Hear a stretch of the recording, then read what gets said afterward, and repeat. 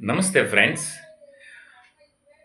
కుల్లి, కుట్ర, కుతంత్రము, కపటము, మోసము, దగ, దౌర్జన్యము చేసి సంపాదించడము మనిషికే చెల్లింది. ఈ మనిషి అతను తిన్నది కాకున్నా అతని బిడ్డలకు మరింత 3 తరాల వరకు కూడా పోగుపెట్టి ఉంచేటువంటి జ్ఞానం ఒక మనిషికే ఉంది. ఇలాంటి సంపాదన నుండి మనం పుణ్యం పొందాలి అంటే ప్రతిరోజు కూడా అన్నం తినేటప్పుడు తప్పనిసరిగా ఒక ముద్ద అన్నం తీసి పక్కన పెట్టి, అది పక్షులకు గానీ, జంతువులకు గానీ తినిపించండి.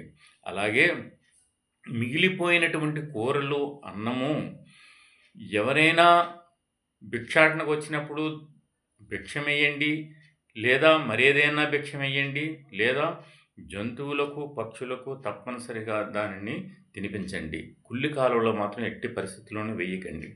దీనివల్ల చేసిన పాపాల్లో 10% మాత్రమే మీరు ఉపశమనం పొందగలరు సుమా! మనసా, వాచా, కర్మణా ఎప్పుడైతే మీరు పరిశుద్ధంగా ఉండి ధర్మపదములో సంపాదన మీరు చేస్తారో, అప్పుడే మీరు పరిశుద్ధులు అవుతారు. లేదు అంటే పాతాళలోకానికి పోతారు. కాబట్టి ఈ వీడియో మీకు నచ్చినట్లయితే ఒక లైక్ కొట్టండి, సబ్స్క్రైబ్ చేయండి, షేర్ చేయండి.